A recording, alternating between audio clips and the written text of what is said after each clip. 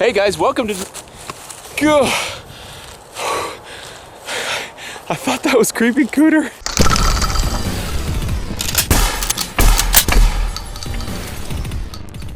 Welcome to Demolition Ranch. Today I'm going to be trying out these. These are called multiple impact bullets, and basically what they are, these are 45 ACP. They have a center slug with 3 petals on the outside, and these petals all break apart upon firing, but they're held with a string so they don't go too far. They stay at 14 inches diameter is what the box claims, and they actually have a picture right here. Kind of hard to see, I'm sure, but those 3 petals fly at a 14-inch diameter. The center slug is in the middle, and that gives you a better chance of hitting whatever you're trying to shoot. I haven't ever shot them before. I'm gonna go ahead and load them up. Got them loaded in my USP Tactical. Let's see how they fly. Let's go check it out. Here's our target. Center slug hit here, and then we have 3 spots around it. So those things were all flying together. Now I did have a failure to eject there. I don't know if that was the ammo's fault or the USP's fault. It felt kind of light, so it may have been ammo. We'll try again.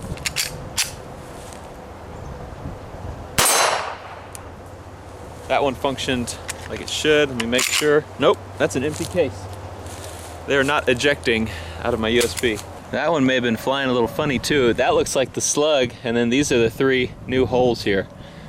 So it wasn't really centered. The idea behind these is very cool, but if they're not going to function in a semi-automatic pistol, then it's not really going to work out. And it's not like an HK USP Tactical is a, bad, cheap pistol. Let's give it another shot.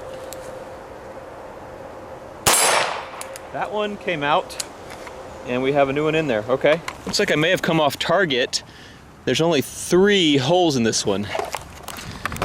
That is what the producers of this round brag about, is that if your aim isn't very good, you'll still hit the target. I'm gonna fire the rest of these. There's 7 more rounds in here. So far, only 1 out of 3 has cycled the slide all the way back. Failure to extract. Failure to extract.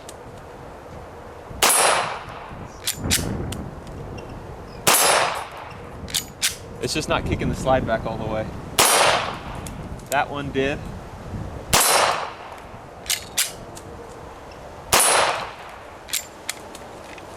Not very good. What is good though is, look at this target.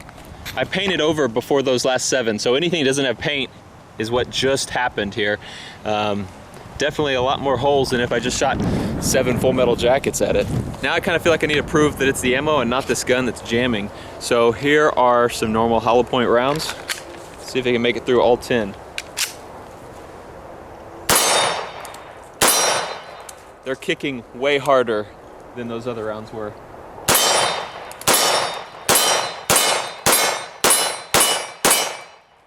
Okay, all 10 of them. A little further testing. Now I have 5 rounds of hollow points and 5 rounds of multiple impact bullets in here, and they're alternating, starting with a regular hollow point.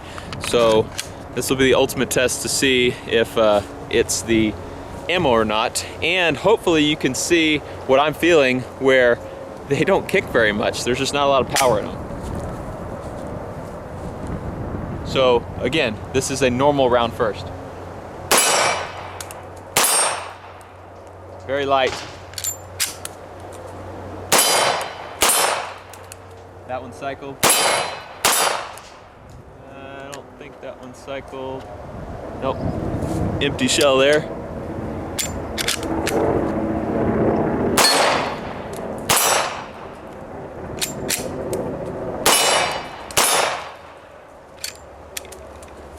That's a big fail. On the box it says this bullet loads and fires just like a traditional bullet, 99.9% compatibility.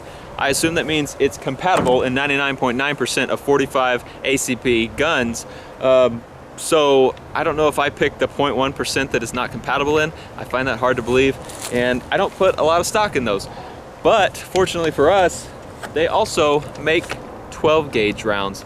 I open one of these up, I'll get it for you. Here's what those rounds look like. Pretty mean looking.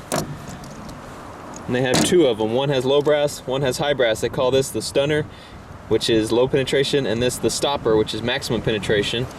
So I think the only difference is the powder and the brass on those. Here's the projectile that comes out. You can see it has a little string around the bottom holding it all together. This, I assume, gets ripped away as it flies through the barrel. And here it is when it's all spread out. These little leaves kind of fly off to the side, but they all stay connected with this rope. And then there's your center slug. Pretty neat. So a normal shotgun, shooting birdshot or buckshot, is great at close quarters, but further off, the pellets have spread so far apart that you can have a perfect aim at 50 yards, but you may not get hit by any or maybe only one pellet. This thing though, it has what they call controlled spreading. It spreads to, let's see, 24 inches in diameter, and then it doesn't get any wider than that. So at 50 yards, it's still at 24 inches. And I've actually seen some slow-mo footage from these, and that string does hold together even through flight, and that thing stays at 24 inches the whole way down pretty much. They say you need to shoot it out of a rifled barrel. The rifling gets this thing spinning as it's going down the barrel, and then as soon as the barrel is gone, as soon as it comes out the end, that spinning centrifugal force opens it up really quickly, a lot more quick than a normal 12 gauge shooting birdshot or buckshot. So luckily we have a rifled barrel. Let's see if it works. First, shooting the low brass stunner round.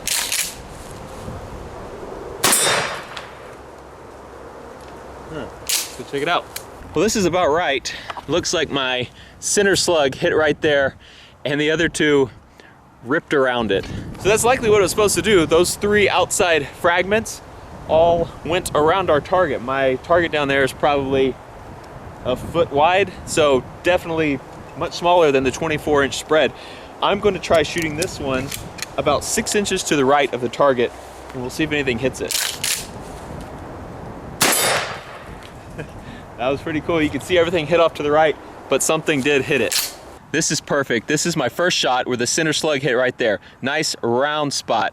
My second shot went right through here, but one of those little leaves, one of those fragments was hanging out here and put this little jagged straight cut over here. So you can see that you really can shoot off to the side of the target and still hit it. 3 more of these, and I'm gonna shoot on 3 sides of that thing and see if it hits it every time. I'm aiming 6 inches to the left, then 6 inches above, and then 6 inches to the right. That was a hit. That was a miss. That was a hit. I may have aimed a little higher on that headshot. Plus there wasn't as much room to hit. You know what we need is something that's 24 inches wide. How about a plastic 55-gallon drum? I'm gonna aim dead center. This is cool. It turned it a little bit, but that is the center slug right there. Here is one hole from a fragment. Here is the second one. There's all the string, and there's the third. Back up so you can see that. 1, 2, 3. All of them on target. There's a front blowing edge, just dropped like 20 degrees. This thing does not work in getting the slide to come all the way back, but I do want to see just what kind of damage it'll do. I'm gonna fire it at a watermelon down there and see if it makes more damage than a regular full metal jacket or hollow point would do.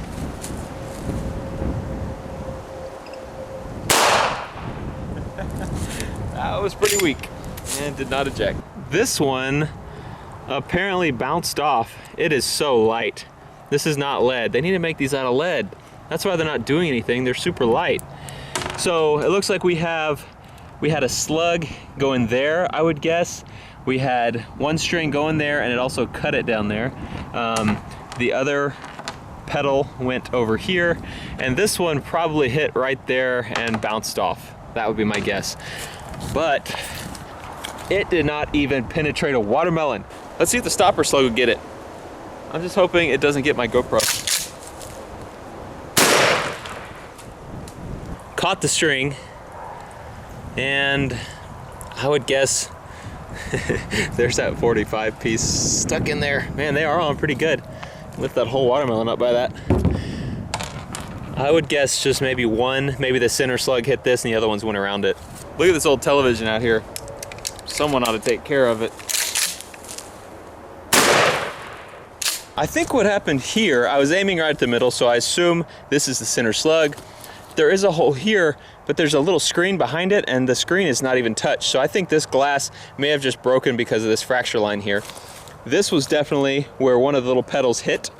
And then here is another place where a pedal went in right there. So we have 1, 2, 3 hits. The other one, I would guess, went off this way somewhere. Well, the 12 gauge rounds are pretty cool, and they actually work. I would definitely not want to be shot with one. So I'd say if you want them, go get some. The 45 ACP, I would not go there. They did not function in my slide, hardly at all. And they also were super light and didn't do a whole lot of damage on a target. So yeah, they need to figure out how to beef those rounds up a little bit. Thanks for being here today. Thanks for watching. I am freezing my butt off, but thanks to you guys, I get to come out here and shoot, and every day at Demolition Ranch is a good day. I'm gonna clean up all this junk now. I'll see you next time. You won't see me, Matt, but I'll see you.